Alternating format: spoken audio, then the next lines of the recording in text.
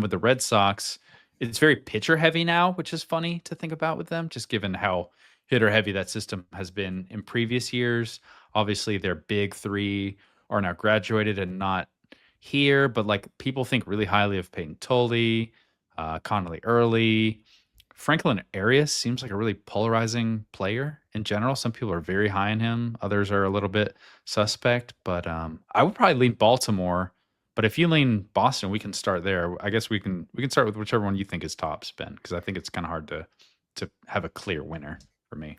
Yeah, let's talk through them and see where we get up by the end of it. Okay. Well, everybody saw Peyton Tolle this year, so he's their number one prospect. I mean, you've got a 6'6" lefty who's getting down the mound with close to 7.5 feet of extension, which ranks among the very best in the league. And he's throwing mid-90s fastballs. He'll crank it up to 99, 100 miles an hour with ride from a low release height for a guy who's as tall as he is. And then he's throwing that fastball for strikes at a really high clip. So that's a good formula for how you throw a guy or how you get a guy who throws a fastball that generates a swinging strike rate of 43% in the minor leagues. I mean, that's like what you would see on a good slider. You don't usually see guys miss bats like that with a fastball. So the fastball is clearly his best pitch. I do like the changeup. It's pretty firm off of his fastball, and he's going to have to command it better. But it has late life, and hitters are so geared up to try to hit that fastball that rides up on them, and then the changeup can fool them just the way it plays off of the fastball. So it missed a lot of bats in the minor leagues. I think that's going to continue to be a big pitch for him, especially as a lefty facing so many right-handed hitters. And if you look at his platoon splits too, I mean, it was a 631 OPS against righties. It was 654 against lefties. So I think that pitch is going to be a big factor for him, and it's a big part of the reason why those splits are or were so close when he was coming up in the minor leagues this season. Yeah, he progressed through 3 different levels this year. 4, including the major leagues, but started at high A, got all the way up to triple A. The walks were impressive. I do wonder that the fastball is obviously a really loud pitch. It's kind of funny just to see any pitcher have a fastball that has a higher miss rate. I do wonder, like, who are the pitchers you can point to that have just like the carrying fastball and maybe don't have a second pitch that's above average or better? I mean, maybe you think one of his secondaries is an above average pitch, but we don't have any. I think the changeup is, yeah. Yeah, you think it is. Okay, so if maybe you're happy with that then as well. If you got the fastball, you got the changeup, you got a guy with solid control to go along with that. Your other pitches maybe don't need to be that great, but just looking at like what the question marks are going to be with him, for me, it would be like, are the secondaries? Is he going to have another weapon that's not the fastball to prevent hitters from trying to minimize how effective that heater is? Because we have seen a number of young pitchers who have really exciting fastballs, like just the pitch traits. If they don't have another pitch, like MLB hitters are good enough to still adjust to that if they can sit on it. But you're confident he's got enough secondaries for that not to be the case. Yeah, I think the changeup is a high quality offering for him, and I think just everything he throws kind of plays up to with the way he releases the ball. I mean, he gets so much extension, and he's so tall, and you're expecting the ball to come out from one point, and he's throwing it from that lower launch, lower release height for a guy who's 6'6". It's just it's a difficult read for a lot of hitters. Right. Yeah, no, it's kind of crazy to see like where he's ranking currently on this list in the top 100 conversation after he was just a second round pick a year ago, signed for $2 million. We didn't think the control was going to be quite as good. We cited that he'll need to improve his command and secondaries to profile as a starter. We thought he fit as like a top 4 round talent. But yeah, just much better fastball than we thought. The fastball was the carrying pitch kind of coming out of the draft, but it's like multiple grades better than what we had at that time. And the strike throwing was great. So yeah, I like Payton Tolle, and I really like Franklin Arias. I think I'm probably the highest person on our staff on Franklin Arias, other than maybe Alex Spear, who did our list. And if Alex and I are on the same page, I feel good about that. Right. So, Yeah, Yeah, so Frank. what makes him so polarizing? Because it was interesting to hear about just the varied opinions on where Franklin should rank on a top 100 within this list. He does feel like one of the more polarizing players to rank towards the top of any of the systems we've talked through. I would say, just given the wide variety of kind of opinions you hear about him, just with our staff, from some of the scout feedback, etc.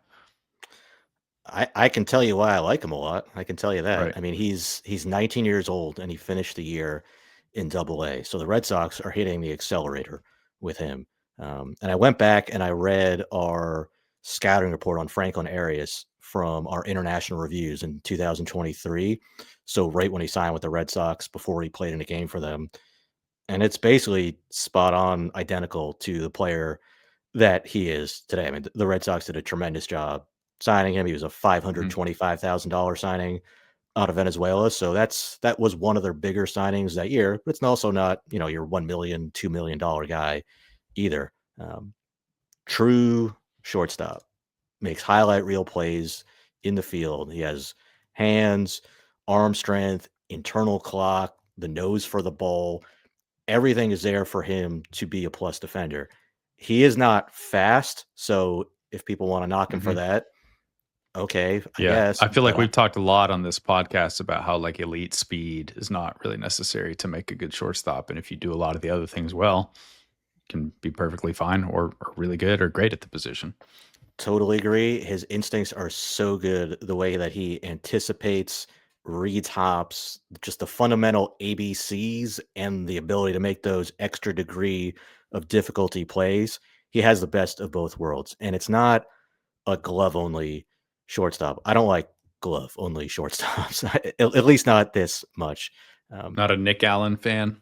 it's well, if you get to the big leagues and you can do it, like, all right, that's different. But it's not the loudest slash line, and that's partly because he's been pushed so aggressively. Right. But He you was can one of, see as Alex writes, he was one of 8 teenage position players in Double A this past year. there were eight, really.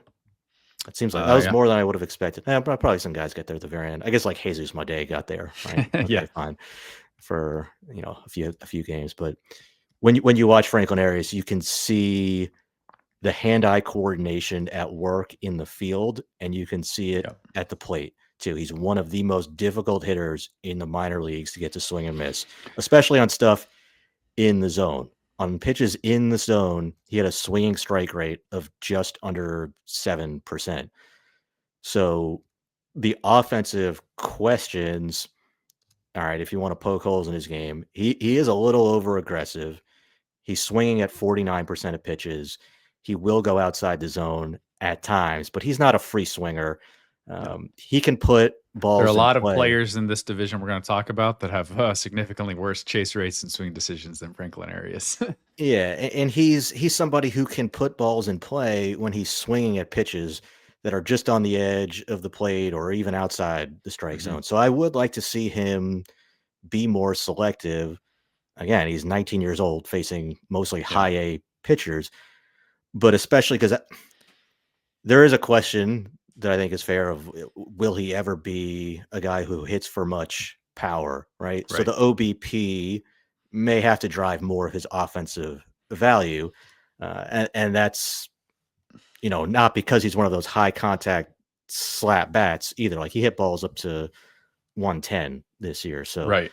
um, that power aspect of his game, probably most people would say below average power for what he'll end up with. Mhm. But I think there's a chance that projection ends up being light. It Because you think the bat to ball skills are so good, or because of the impact he's shown already at such a young age, or like a combination of both, or because you see a lot like some physical projection remaining. I do say like when I look at him, I feel like his offensive value is going to be very much driven from batting averages, unless he shows like a willingness to become a little bit more selective in the future because he's never really run a high walk rate. I get that's maybe a little bit unfair. In 2024, he had a 13.4% walk rate between the complex and low A. I think that's a perfectly respectable number. Actually, that was just a year ago. In 2025, split between low A, high A, double A, it was a 7.2% walk rate, just a 10.1% strikeout rate. So he feels like the sort of player who's just not going to strike out a lot, not going to walk a lot. And so if you do have below average power, there is a lot there riding on your hit tool and just your ability to put the ball in play, get singles, get doubles. But I will say he had the best contact rates of any of the 20 players in this division we're going to talk about today that we had data for this year. I think you mentioned it. It was less than a 7% in zone whiff rate. His overall miss rate was just 12%. Both those numbers top every other player who we have data for in the AL East top 10s. Yeah, he has outstanding barrel accuracy. I think he's going to be a plus defender at shortstop. And if he ends up with 40 power, okay, so that still could be a 3+ WAR guy at shortstop. Yeah. Now, I think there's also a chance that, hey, he's 19 years old. He's still pretty lean. Like, okay, he's not 6'2", 6'3". He's not a huge guy, but I think there's still some more physical upside there. And sometimes guys who just have a knack for putting the bat to the ball end up exceeding power expectations. And if the general projections on his power end up being light, you could end up having a star. Right. Mookie Betts, when he was Franklin Arias's age, when he was 19 years old, he was playing short season ball in the New York Penn League, and he hit 0 home runs the entire season. So there's just a world, I think, where Franklin Arias ends up being a 20+, maybe 25+ home run guy. And if Let me that throw a does, name. yeah. Let me throw a name at you. As we're talking about him, I thought of the profile and maybe the speed tool is a little bit different. The player I'm thinking of, I think, has always been a better runner than Franklin Arias, but could you see like a Jacob Wilson sort of outcome with Franklin? He was a 3.5 WAR player this year, hit 311, just 13 home runs. You probably think that Arias has a higher defensive ceiling I think he's a better than defender. Wilson. Yeah, based Yeah. on how you're talking about him. But that's sort of the offensive profile that I feel like would be a really great outcome for Franklin as you're talking about him, as we're thinking through his strengths and weaknesses. And maybe that comp is even selling him light in the power department. I don't know. Yeah, I love Jacob Wilson. So I just think there's a chance where he does end up, even if he's not a 20+ home run guy or a 25+ home run guy. I think he's still an above average regular at shortstop potentially. Yeah. But if he does get to even more power, then you end up with a 4-5 WAR player who's a centerpiece type Mhm. guy. I mean, if I'm making a trade with the Red Sox, Franklin Arias is way high up my list of priority players Right. that I want coming back if it's for a significant big league piece in the deal. Like I Yeah. actually think he has a case to be the best prospect in the Red Sox farm system right now. And I get having Payton Tolle at number one. Like he's a great left-handed pitching prospect who's had success, in high A, in double A, in triple Yeah. A, and he's made his major league debut already. But long term, like I think Franklin Arias might end up being even better. I came into this conversation without having like a strong take on Franklin one way or another, but I think you pretty nicely sold him to me, Ben. And I think he is more exciting than Peyton Tolle is. Like I like Peyton Tolle, but just some of the secondaries give me a little bit more pause. You love your And I'm kind of with shortstops. Yeah. I do love my I didn't have to shortstops. sell you much on that, I guess. No, you didn't. But I, Yeah, I'm on compare board. him to like, I don't know we have George Lombard Jr. on our current top 100 from, the Yankees shortstop ranked higher right now. I'd rather have Franklin Arias. And I think George Lombard Jr. is more Oh, famous. here's a spicy one. Who would you rather have, Franklin Arias or Christian Campbell? I'd I'm rather have still I'm Franklin still a Arias. I'm still a Christian Campbell believer. Yeah. So Well, I was the lowest, but I couldn't be. I wasn't quite as low as maybe I would want to be now, given the season. But I well, the might be Red Sox Franklin have both, Arias. so they don't have to worry about it They don't have for to now. worry. If you want to trade one, who are you trading? I guess that might be the question. All right, Ooh. let's move on. There's a lot of other fun players to talk about in the system. Who else excites you? We got Connelly early. Another left-handed pitcher, two lefties in the top three. Luis Perales, Kyson Witherspoon was just drafted in the first round. Where do you want to go next? Yeah, Connelly early, another lefty who gets out front really well to get a lot of extension from a lower release height. Probably a theme here. Yeah. He's 6'3". He's not as big as Payton Tolle is, but he doesn't throw as hard as Payton Tolle, and he's not ranked as high as Payton Tolle either. But he was good in Double-A, he's good in Triple-A, and then he threw really well when he got to Boston. I think the changeup is a very impressive pitch for him. 11 miles an hour off his fastball. Good separation, both in speed and movement with that heavy life and fade. That's a plus pitch. He'll throw it to lefties a good amount too, and still get a lot of swing and miss. I think that's usually a sign of a guy who has a great changeup and a lot of confidence in his changeup. So I like him a lot. I think it'd be a number 3 starter. Maybe settles in as that 3-4 type, but there's mid rotation potential here, and I think he might step into that role right away in 2026. Number 3 upside here, huh? I don't think that's like. I mean, that's a very good outcome, but I'm not like right. I'm not putting him in the. In my head, he was in the 4 or 5 bucket. Maybe I'm just a little bit lighter than I should be, but sure. I think that's a potential outcome for him. I think if everything comes together, he can be a number 3 though. Right. Yeah, good mix. I mean, it is funny that the two of the first pitchers we're talking about, a lot of the traits that you just strung off are pretty similar. Low release point types, lefties, really advanced changeups, maybe more so in the case of early. Extension, yeah. Yeah. Luis Perales, Kyson Witherspoon. Thoughts on these two? I was kind of I appreciated the fact that the Red Sox drafted Kyson Witherspoon because it really feels like the last 2 drafts they kind of have just taken the best players available who have fallen to them, and maybe we didn't expect to be available. Last year with Braden Montgomery, this year with Kyson Witherspoon. I'd be curious if that would remain the case, if like high school players were the best players we had available, if they would continue to go with that. But man, Kyson is a really fun arm to add to this system as well. The fastball is one of the better fastballs of the 2025 class. Just his ability to hold that velocity, pitch deep into games. He's incredibly athletic, even though the delivery is a little bit unusual. Like the way his arm stroke looks in the back always held me back a little bit in terms of like super high confidence as a starter. But then he absolutely came out and pitched in that role, took a huge step forward with his strike throwing. I think the slider is a really advanced pitch.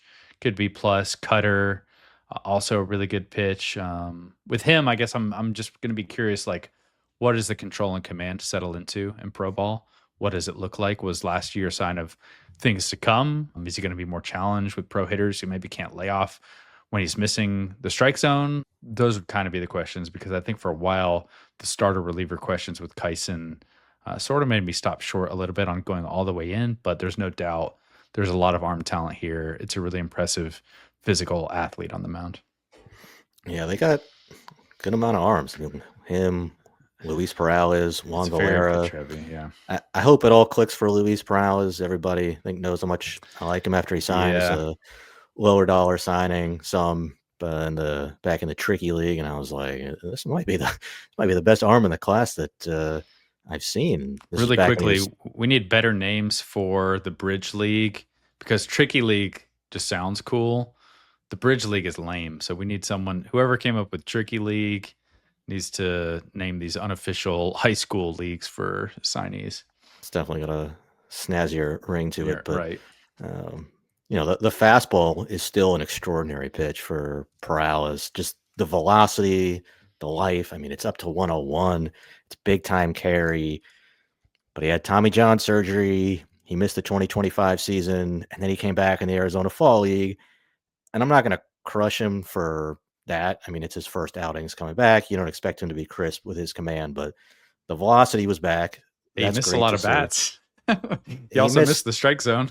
Yeah, there's a lot of missing there. Right. He gave up 14 runs in 11 and the third innings, and he walked 11 guys. So I think there's significant durability risk here for a guy who's had major arm surgery, who's never thrown more than 90 innings, and then the commands needed improvement before the operation, and all the missed development time is just not going to help with that. So, really good arm, good prospect to have in your system. I could see him making a comeback into our top 100 one day. And I don't know, like maybe even as a staff, we end up putting him there on our 2026 preseason Mhm. list, but he wouldn't be there for me right now. Right. I agree. And Juan Valera too is another guy, international signing for the Red Sox. Juan Valera, 19 years old this year in high A. He's moved really fast, but also he got hurt too. He missed 3 months with an elbow injury in the middle of the season. He did come back, but it's just not something that makes you feel Mhm. great. The ERA was high, it's 5.45 ERA, but you look at the strikeout to walk, 46 strikeouts, 10 walks in 38 innings, so that's strong. Yep. Super, super fast arm. He's up to 100 miles an hour. He can really spin the ball too. He'll throw slider and sweeper. So you'll see, 2,800 RPM plus reads on the breaking stuff. Changeup is the pitch that really needs the most work for him. But the track record of control until this year, which was obviously abbreviated, is below average. It is a longer arm stroke to have to sync up and to be able to repeat that. So I'm holding my breath for him to be able to hold up and just give you 20, 25 starts next year. But it's a really good arm, especially when your international scouts are signing this guy out of the DR for $45,000 just like what, 2 years ago, a Yeah. couple years ago. Did you say you're skeptical of the control for him or no? What was the comment about Yeah, the just just the way based the arm on works? the way the arm works, the Okay. history up until this year, which was not a lot of innings. Okay. Anyone else at the back of this top 10 you want to touch on? They got some deeper guys like outside of the top 10, and they signed internationally too. I think are interesting guys like Harold Rivas, an outfielder from Mm, Venezuela, shortstop Hector Ramos, a sneaky sleeper, and a first baseman outfielder Justin Ogando, who's got huge raw power. So mhm. good international signing class for them this year. I don't know. You can tell it's kind of a theme. They signed a lot of pretty good international players the last few years. Yeah, and I'm kind of intrigued by a couple pitchers they had in their draft after Kyson Witherspoon. I mean, the people who've seen Marcus Phillips good have just raved about the sort of arm talent that's there. I think there are some similarities to Kyson actually, because I think it's right now two pitches that are really loud between the fastball and slider. And I just wonder, is he going to develop a third pitch? What's the control going to look like? But he has pretty unique arm talent. Another guy, low 3/4 slot, does seem to be a theme for them, these low release point types. And then Anthony Ianson, the right-handed pitcher out of LSU. I thought he had a chance to go in the back of the first round, even on draft day, just given I know he doesn't have the sort of velocity and power maybe that is typically associated with a first round college pitcher, but he was so good in the best conference in baseball, was going start for start with Kate Anderson in terms of just production, strikeouts, control. I think he has really impressive capacity to spin the baseball. Both the slider and curveball are pitches I think could be above average or better. We had plus grades on the slider coming out of the draft. Really good athlete, repeats well, throws strikes. If this is a player that can maybe help add a little bit of power to the fastball, I don't really have a ton of questions. So he's a player that I really think could wind up looking like a steal with a good season. So he's another one to point to that's not inside the top 10. Yeah, still a lot to like here, even after graduating Roman Anthony and Hmm. Marcelo Meyer and your boy Christian Campbell and trading away Teal and Montgomery and a lot of guys in other organizations now. Yeah, they also, I mean, just looking at their draft now, it's just kind of funny. It was a very pitcher heavy draft, but the two hitters they drafted are very extreme profile college shortstops. Henry Godbout is just like all contact, questionable power, and Mason White is basically the exact opposite. So if Boston is able to work some of their player development hitting magic with these guys, there's some interesting traits to start with both of them. But I think there are some clear flaws that maybe need to be addressed before we start talking about them in like a top of the system sort of capacity.